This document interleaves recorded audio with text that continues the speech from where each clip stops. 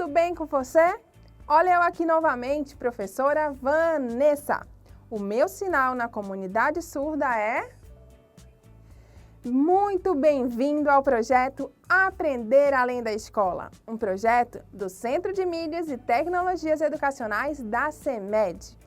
Hoje iremos estudar sobre o ar e a sua composição. Então vamos lá para a nossa hora de aprender?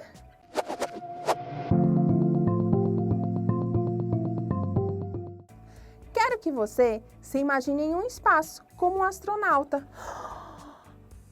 Olha lá nosso amigo astronauta se movimentando.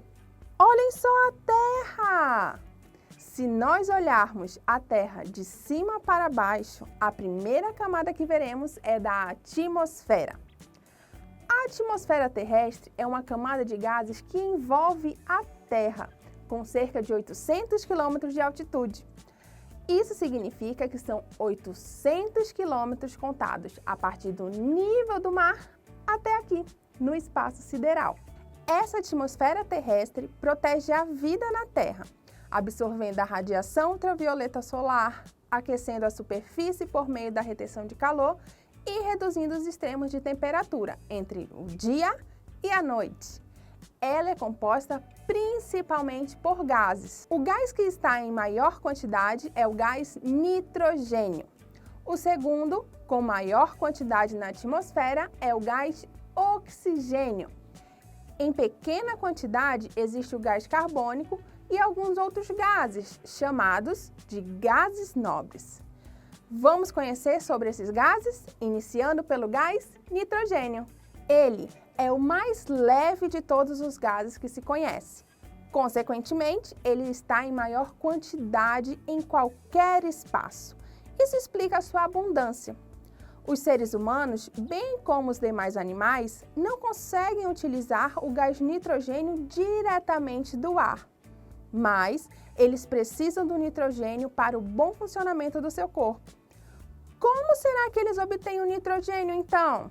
Eles conseguem graças à ingestão de plantas e algas, seja consumindo diretamente, como nesta imagem que a moça come melancia, ou através do consumo indireto, que é o consumo de animais que comem plantas e algas, como no consumo de churrasco de carne de boi. O boi consome plantas através do pasto e nós o consumimos no churrasco. Que delícia, hein? Assim, obtemos nitrogênio para o bom funcionamento do nosso corpo. As plantas e algas possuem esse papel porque conseguem obter nitrogênio através da transformação do gás nitrogênio em compostos de nitrogênio, graças a algumas bactérias. Perceba que nesta imagem os pontos representam compostos de nitrogênio. Essa transformação ocorre também através de relâmpagos, que deixam outros compostos de nitrogênio no solo. Além disso, as plantas obtêm nitrogênio através da decomposição de fezes e urina de animais. Decomposição é o processo de transformação da matéria orgânica, neste caso, fezes e urina, em minerais.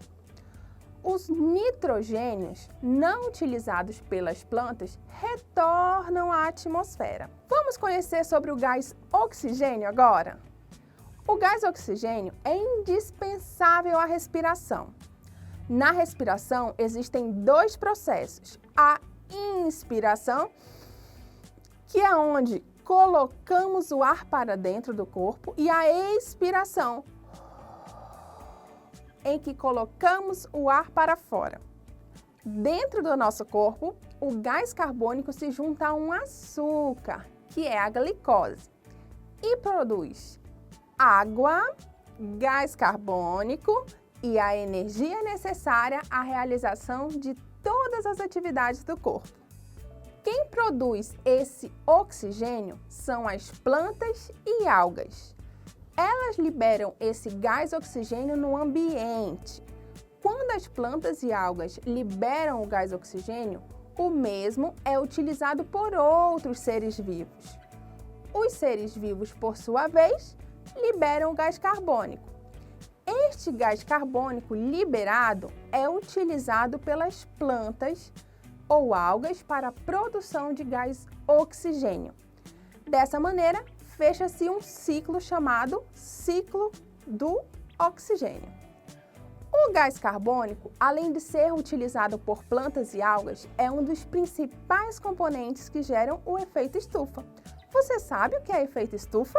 Efeito estufa é um efeito de manutenção de temperatura do planeta Terra. Isso acontece porque os raios solares chegam à Terra. Uma parte é dissipada por ação das nuvens e uma outra parte entra, como nessa figura. Observe os raios solares saindo do Sol em direção ao planeta Terra. Alguns raios solares entram. São os raios solares representados pelas setas. Outros raios solares vão embora, ou seja, são dissipados por ação das nuvens. As setas saindo do planeta Terra indicam exatamente isso. Os raios solares que entram na Terra chegam à parte superior da Terra, a crosta terrestre, e são absorvidos e liberados na forma de raios ultravioletas. Perceba na imagem os raios solares saindo do Sol, sendo absorvidos pelo solo e liberados na forma de raios ultravioletas. Estes raios na atmosfera são absorvidos pelo gás metano, vapor de água e pelo gás carbônico, mantendo aí a temperatura da Terra. Só que o excesso de gás carbônico na natureza, através, por exemplo, da queima de combustíveis fósseis, aumenta a temperatura do planeta Terra, processo conhecido como aquecimento global. Os gases nobres são gases raros e por isso estão em pequena quantidade no ar. Eles são o gás hélio, neônio, argônio, criptônio, xenônio e radônio. Uma curiosidade: você sabia que no ar existe água na forma de vapor? Sim, existe! A quantidade de vapor de água na atmosfera determina o nível de umidade do ar. Portanto, quando essa quantidade de água no ar é pequena, significa que o ar está seco.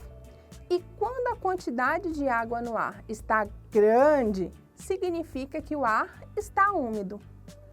A água entra na atmosfera através de dois processos: a transpiração dos seres vivos. Nos animais, comumente acontece através do suor, e a evaporação, que é a liberação de água dos rios, lagos e oceanos. Você já parou para pensar que o ar está presente em todo momento e que normalmente não o sentimos? Só o sentimos através de ventos, quando o vento toca em nosso corpo, balança a copa das árvores ou quando vemos através de aves voando no céu. Vamos fazer um experimento para verificar a existência do ar?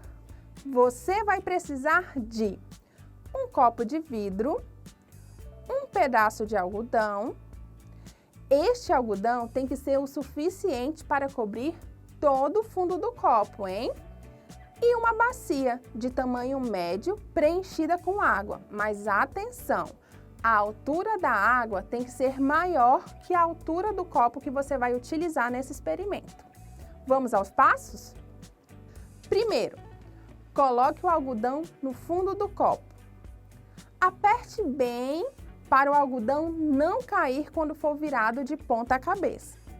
Segundo passo, afunde o copo no meio da bacia. O copo deve estar invertido, virado de ponta cabeça. Terceiro passo, retire o copo e veja como está o algodão. Você vai observar que a água não entrará no copo e o algodão não ficará molhado. Isso acontece porque o algodão ficará em contato com o ar, já que o ar ficará aprisionado dentro do copo. Agora vamos ao quarto passo. Coloque novamente o copo na bacia com água.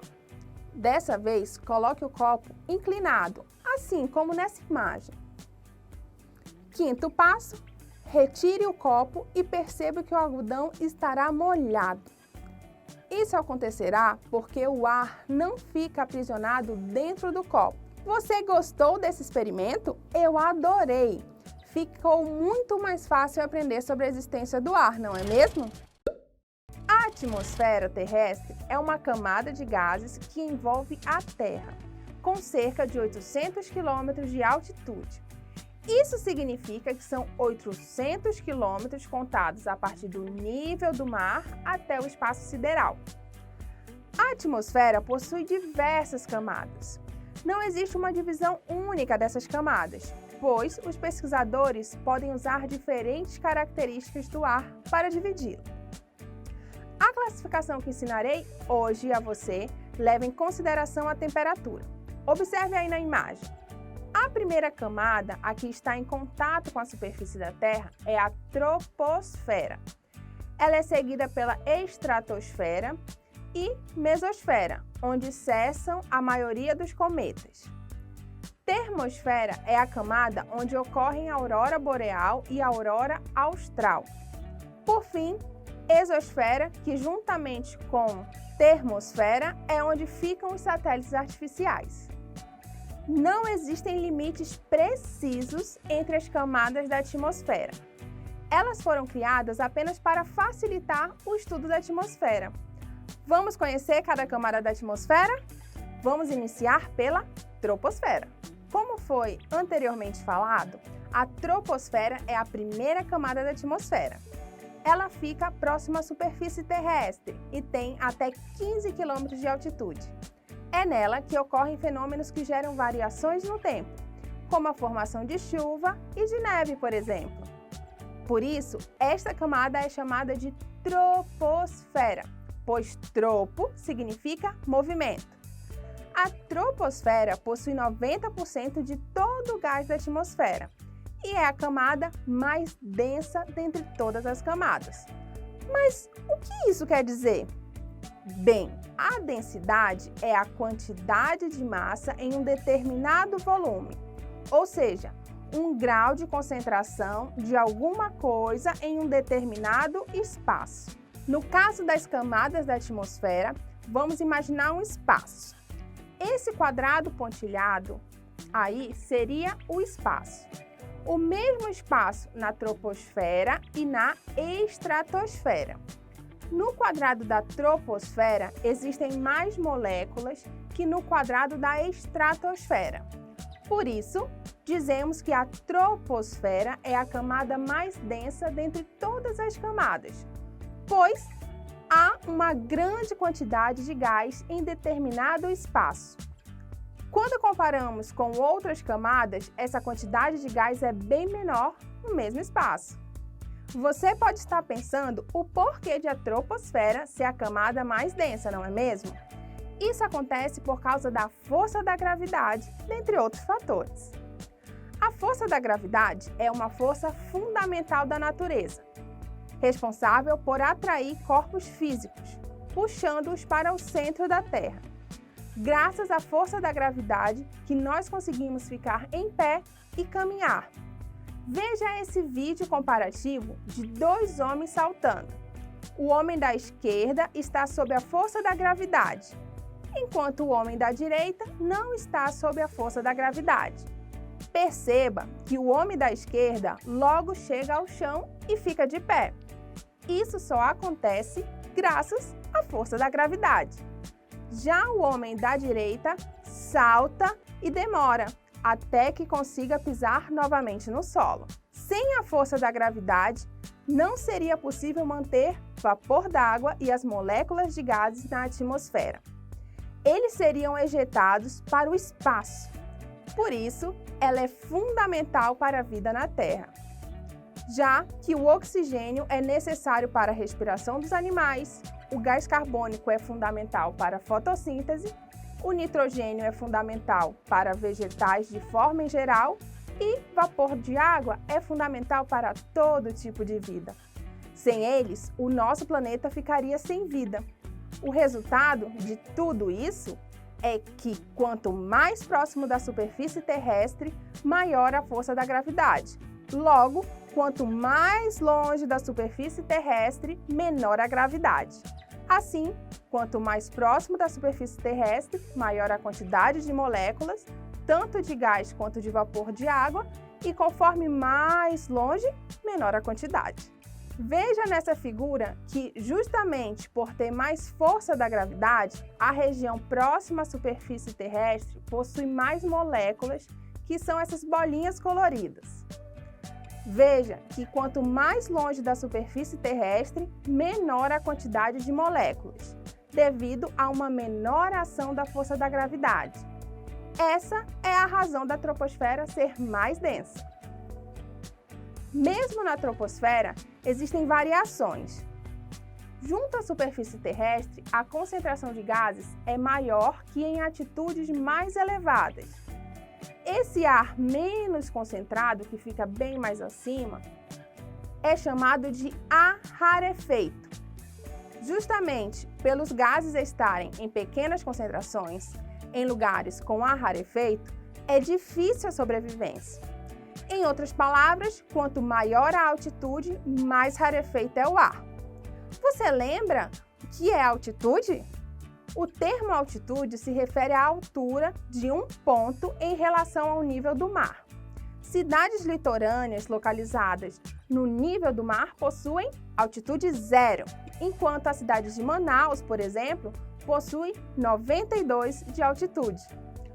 O topo de montanhas é um bom exemplo de lugar em alta altitude e com ar rarefeito. O local com maior altitude da superfície terrestre é o topo do Monte Everest. O Monte Everest é uma montanha que fica entre a China e o Nepal, localizado no continente asiático. Ele possui 8.848,86 metros de altitude. A troposfera possui variação de temperatura. Quanto maior a altitude, mais frio será.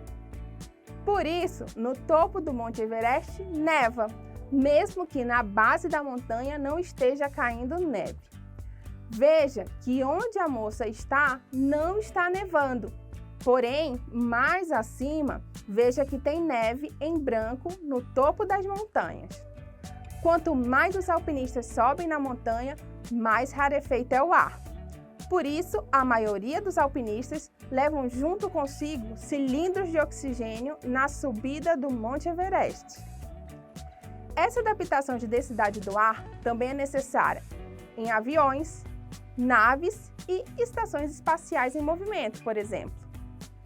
A segunda camada depois da troposfera é a estratosfera, que vai de 15 a 50 km de altitude. Ela está organizada em camadas, por isso possui o nome estratosfera, já que estrato significa camadas. A camada inferior da estratosfera é gelada, com menos 60 graus Celsius e com poucos gases. Regiões com maiores altitudes possuem temperatura maior, graças à grande quantidade de gás ozônio. A união desses gases ozônio formam a camada de ozônio. A camada de ozônio é responsável por filtrar e impedir a entrada de raios ultravioletas que vêm do Sol, como é possível observar nessa imagem. Os raios ultravioletas, ou UV, são benéficos para nós. Eles nos ajudam, por exemplo, na produção de vitamina D pelo nosso corpo. A vitamina D ajuda em nosso sistema imunológico, cérebro e sistema nervoso em geral. Entretanto, os raios UV em excesso podem ser prejudiciais para a pele e visão, gerando câncer de pele, catarata ou perda de visão. A camada de ozônio começou a diminuir em razão de poluentes como CFC, cloro, flúor, carbonos, que quebram as moléculas de gás ozônio em moléculas bem menores. O Protocolo de Montreal, em 1989, estabeleceu a redução do uso de CFC. Um dos resultados, segundo alguns pesquisadores do Centro de Voo Espacial Goddard da Agência Espacial Americana, foi a diminuição da quantidade de cloro na Antártica entre 2005 e 2016. Uma curiosidade: embora essa diminuição tenha se popularizado como buraco na camada de ozônio, na verdade, o que acontece não é a formação de buracos na camada de ozônio, como na imagem da esquerda, mas a diminuição na espessura da camada de ozônio, como na imagem da direita. Ela vai ficando assim, mais fina. A camada acima da estratosfera é a mesosfera. A palavra mesosfera vem de meso, que significa meio. Sendo assim, é a camada do meio. Nessa camada, a temperatura costuma ser menos 100 graus Celsius. A mesosfera é a camada da atmosfera onde a maioria dos asteroides é destruído, pois possui pouco contato com gases. Ainda assim, alguns asteroides podem passar dessa camada e chegar à estratosfera, troposfera e até à superfície terrestre. As estrelas cadentes que costumamos ver e fazer pedidos são asteroides em movimento. A camada acima da mesosfera é a termosfera. Ela é a penúltima camada da atmosfera. A termosfera possui uma região rica em íons, que aumenta a temperatura da camada, dando origem ao nome termosfera, já que termosfera vem da palavra termo, que significa energia e calor. Esses íons, assim como o gás ozônio, impedem a passagem de raios UV. Além disso, eles impedem que ondas de rádio escapem para o espaço e fazem com que elas cheguem ao seu rádio. Já pensou se não tivessem esses íons, o universo teria o som de rádio? É nessa camada que acontecem as auroras, que são luzes coloridas vistas no céu da região polar sul, originando a aurora austral, e da região polar norte, originando a aurora boreal. Para mim, é um dos fenômenos mais lindos da natureza. A última camada é a exosfera. Ela possui esse nome porque vem da palavra exo, que significa fora. Ela é fria porque é a camada menos densa. Ela não tem um final bem definido. As moléculas vão diminuindo em quantidade até que desapareçam no espaço sideral. É na termosfera e exosfera que ficam os satélites artificiais da Terra. Um exemplo é o satélite Hubble, que está na exosfera. O Hubble é um satélite artificial não tripulado que possui um grande telescópio e serve para observação do universo. Foi lançado pela NASA, a Agência Espacial Estadunidense, em 24 de abril de 1990. Os satélites artificiais podem ter diferentes funções, dentre elas, auxiliar na comunicação e navegação, auxiliar no conhecimento da meteorologia, auxiliar na área militar, exploração do universo e observação da Terra. O CBERS é um satélite para observação da Terra criado pelo Brasil e pelo Japão. Além dele, o Instituto Nacional de Pesquisas Espaciais do Brasil, o INPE, trabalha na produção de outros 2 satélites de observação da Terra, o Amazônia e o Mapsar. Você sabia que as imagens que vemos em sites de fotos como o Google Terra ou Google Earth em inglês são tiradas por satélite? O satélite americano IKONOS é que registra essas fotos. É cada coisa interessante nesse mundo e universo, não é mesmo? A natureza é fantástica. Agora vamos testar nossos conhecimentos? Acompanhe comigo a hora da atividade.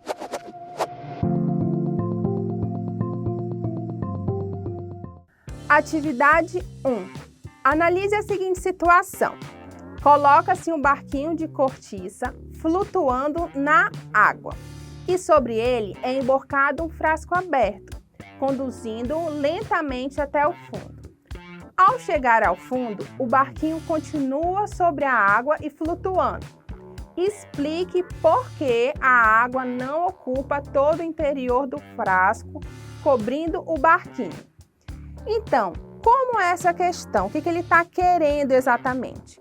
Você tem um pote com a água e dentro desse pote você tem um barquinho que é capaz de flutuar. Você vai colocar um outro pote em cima do barquinho, pode até ser um copo. Quando você coloca esse copo e afunda, o barco continua como se estivesse navegando.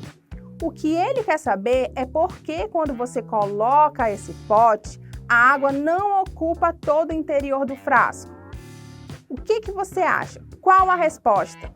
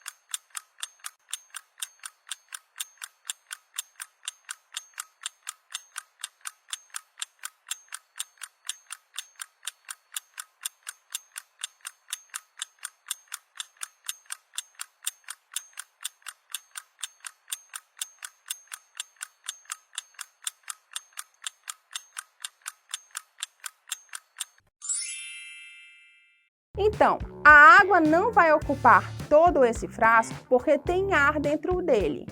Ao modo em que você coloca o copo, a camada de água vai para baixo e o ar que está entre o barco e o copo, ele continua. Por isso, a água não invade o interior do copo. Atividade 2. Marque a alternativa correspondente à camada da atmosfera em que fenômenos meteorológicos como chuvas e neve acontecem. Você tem então 4 alternativas. Letra A, troposfera, B, estratosfera, C, mesosfera ou D, termosfera. Qual alternativa é correta?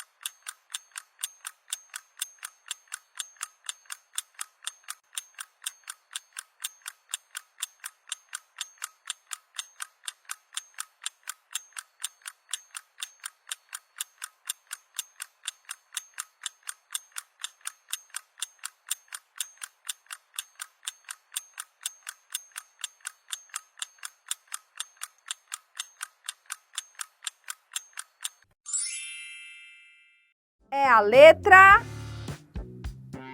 A, troposfera. É na troposfera que acontecem fenômenos meteorológicos como chuva e neve.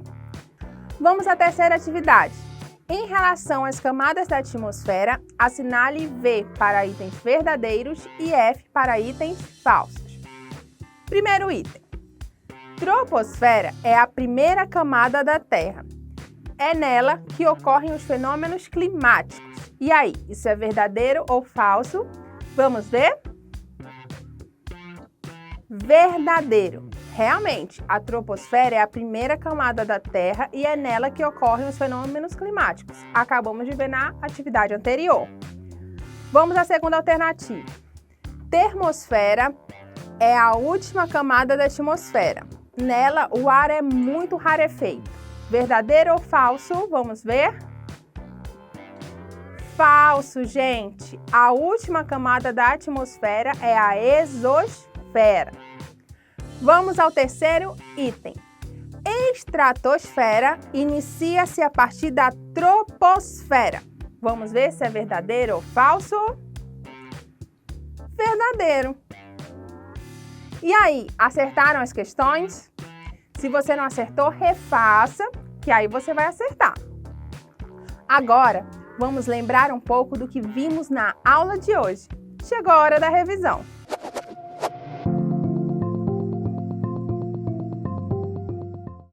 Hoje, conhecemos sobre as camadas que formam a atmosfera. A partir da superfície terrestre, a atmosfera é formada pela troposfera, estratosfera, mesosfera, termosfera e exosfera. Conhecemos as características de cada camada. Vimos também que quanto mais próximo da superfície terrestre, maior a quantidade de moléculas de gás e vapor de água. Isso ocorre graças à ação da força da gravidade, que vai sendo mais fraca conforme mais distante da superfície terrestre. Dessa maneira, é possível que moléculas essenciais para a vida, como gás oxigênio, gás carbônico e gás nitrogênio, estejam disponíveis na atmosfera. É muito bom aprender mais sobre o mundo em que vivemos, não é mesmo? Não esqueça que o conhecimento é a base do sucesso, hein? Então é isso. Aguardo você na próxima aula, ok? Um abraço. Tchau, tchau!